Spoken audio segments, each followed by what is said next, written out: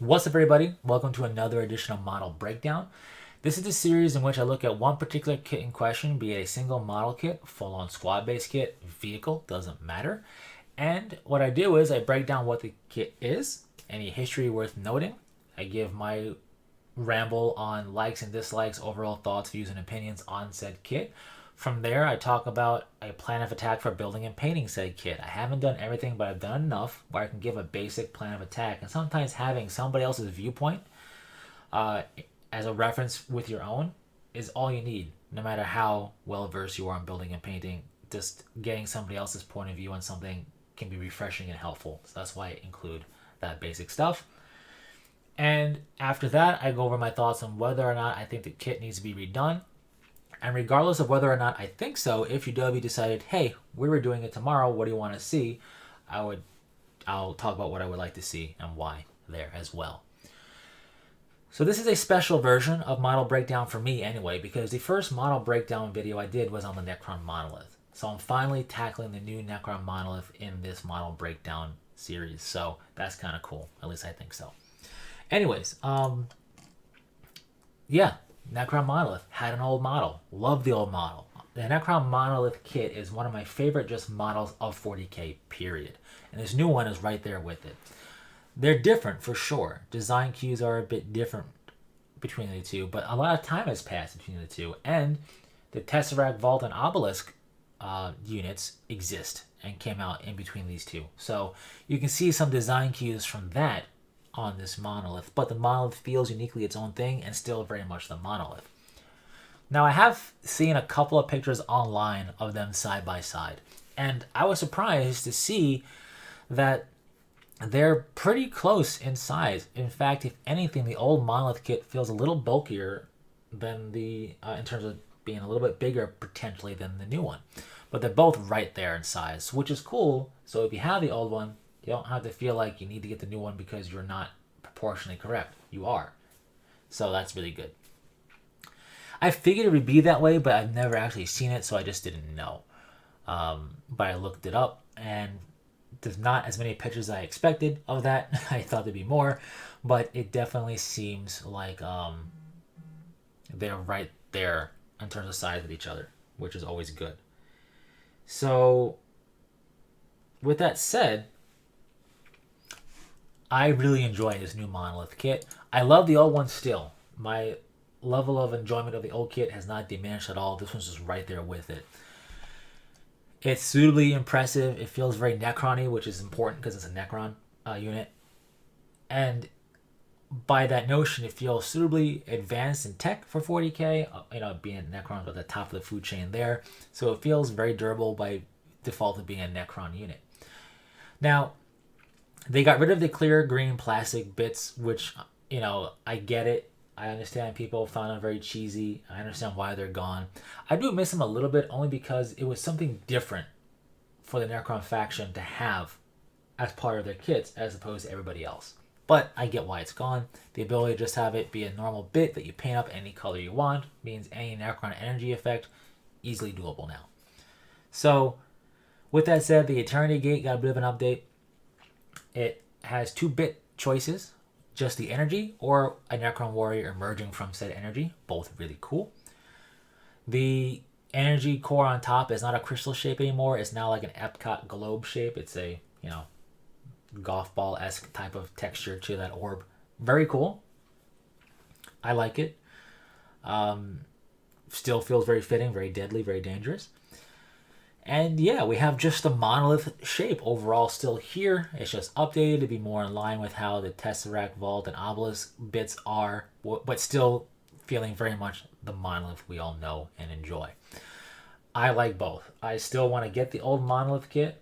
Probably won't happen though, considering I don't know what stores would still have them or anything like that, but I would definitely get this kit as well.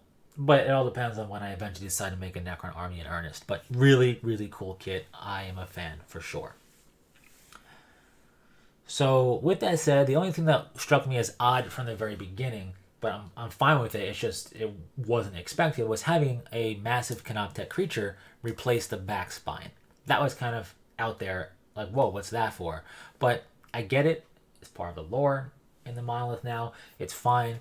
So yeah, it just was an unexpected update to the kit when I first saw it. But still, very cool kit. Really enjoy it. Plenty of texture and detail on the model to pick out with dry brushing very effectively, or even just, line edging and everything else to make a really suitably impressive looking model for sure. Imposing, it looks like, to build and paint. So let's break it down to bite-sized morsels. If I were to attack this guy, it would be following what I always say. Dry fitting everything and sub-assemblies. But I take sub-assemblies to a whole deeper level. And for the corner armor pieces, I would paint them completely separately, and the sub armor panels underneath that I would paint separately as well before gluing them together. This is because if you look at them, particularly in the 3D picture on GW's website where you can spin the model around, you can see deep into the different corners and deep into the model in general. It's a very three-dimensional model in that regard. A lot less easier to hide unpainted parts. The Necron box, that is the old Monolith, had some, from my understanding, building issues. But once you got it built up, you didn't have to really worry about the interior. And if anything, maybe you just did the inner panels with a quick black coat just in case. But you didn't have to really worry about it. You could hide the unpainted portion stuff very easily because it's a big box. Not so with this new kit.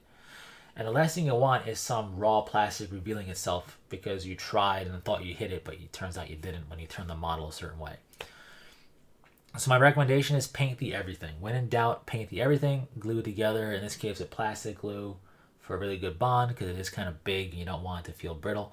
So plastic glue, paint with super sub-assemblies, if not just raw bit form, but dry fit and see how it goes together. You don't have to do literally everything and then assemble. Like, you could probably put together certain portions of the model, paint it up, and then paint up other portions, glue it to that, and build it out that way. Just, use your head, check it out, dry fit, and see, and then go from there. And if you just take your time with that and do the dirtier stuff first, and by dirtier stuff, I mean the energy effects, for example. It's kind of like doing fur or skin. It can be a bit messy to do. So doing that first is always good. And of course, in those sub-assemblies where it's easy to get to all 360 degrees of it. The benefit of this is being a Necron model, chances are, depending upon the color scheme you're going for, it's going to be a metallic or a dark color that is right next to those energy bits. So it's easy to clean up, typically. Outside of that, just take your time with it and you'll have a destruction machine in no time on your side. So yeah, really cool model that I think is visually imposing at first glance for building and painting. But once you get a plan of attack for building, it's rather basic. And I think that's the big thing, is what's really a daunting process is in some cases putting it together in a way where you can still get to all the detail, or painting it so you can get to all the detail, but figuring out how you're going to do that in the sub-assemblies or whatever. But once you get that understood, and once you clean up any potential mold lines or file things down nice and smooth that might be a little rough from clipping or whatever, once you get it ready to go, outside of doing difficult paint concepts like object source sliding or non-metallic metal, outside of stuff like that, it just becomes rather straightforward in terms of painting it. It's the plan of attack for getting it assembled either at first in sub-assemblies or once you're done painting that can feel, I think, sometimes more of a daunting prospect. With that said, fantastic kit though. I do not think it needs a redo because it is the new Monolith. It looks fantastic. I have nothing against it, really. Just some suggestions if they were to redo it though. And we'll get to that. But no, I don't think it needs a redo. I enjoy it just as much as I enjoy the old Necron Monolith. It's a different design concept. It is obviously inspired by, like I said, the Tesseract Vault and the Obelisk, but still remains uniquely the Monolith. So really cool stuff there. However, if GW was to redo this kit tomorrow, there are two things I'd like to see done, really. And it's just for options. Extra options. So it's not replacing anything. The first is that Canoptek creature on the back. Nothing against it. I think it's a cool concept. It's kind of eerie and everything else. But I do really like the old school, just big back spine of the old Necron monolith.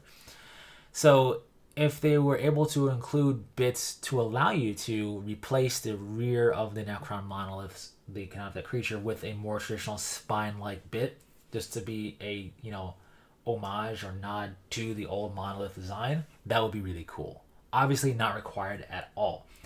But I was just thinking of that, and I thought that'd be kind of a cool thing to see, but not necessary. Just an extra option. So we're not replacing the creature, it's just allowing us to have 2-bit options for that part would be kind of cool. Because I'm always a fan of being able to customize yourself or your stuff for your force just that much further if you can. The second thing is for that energy core. Now looking at the sprue, the energy core is kind of part of the central core part of the monolith. It's not its own bit 100%. So they would have to change that design concept. But I would love to see that orb centerpiece still exist and stay, but have the option to have a second central core bit that's more of a polyhedron, like a diamond or some type of design. Just to feel further alien, further crazy tech, just to be something different to break up if you have more than one monolith, and further customize your monolith. I think that would be pretty neat, but obviously not necessary. Doubly so because it's not like they have an option to upgrade that core from my understanding, so really wouldn't do anything for you aside from being just a cool extra bit. But not necessary. I mean, it looks great as is. It's just I'm always for more options, so in a perfect world, why not? But obviously not needed. Anyways, those are my only thoughts for the monolith in terms of if they were to redo it, what would I like to see done. Not as slab-sided as the old one, but still very much the monolith. It looked great. I love both for their different reasons, and I think this is a fantastic kit for sure. It really is a good centerpiece model, and I think a well done update, because as cool as the old monolith design is, with the range of the Necron stuff we have available to us now, there's so much that is vying for attention as central, focal point piece, or one of a couple center focal point pieces for your collection. And the monolith, the old one, still would be a good focal point, but there's other stuff that I think is trying to grab attention and does so a bit more efficiently than the old monolith kit when you put it next to all these new designs. So this new monolith design, I think, helps keep it right up there in the running for being the center point for your collection, which is, I think, kind of cool. Anyways, really cool kit. I could gush on it, but I will refrain from continuing to gush on it. What are your thoughts? Do you own this kit? Do you find it easier to build than the old one if you have an old monolith? I heard the old monolith had some building issues, in terms of actually building it and having it all, the doors slide up and down and be functional and whatever else. But do you find this monolith, despite having more bits and stuff exposed, easier, or do you think it's also kind of a pain to build? Of course, having a lot of stuff to put together can be a pain, but I mean legitimately problematic like the old kit. Or if you never had the old kit and you have this one, how do you like it? And if you don't have it, just share your thoughts. What do you think about the kit? I love the kit. I love Necron monoliths. Like I said, some of my favorite stuff in 40k, period. Anyways, with that said, thanks very much for stopping by, and until the next one, take it easy.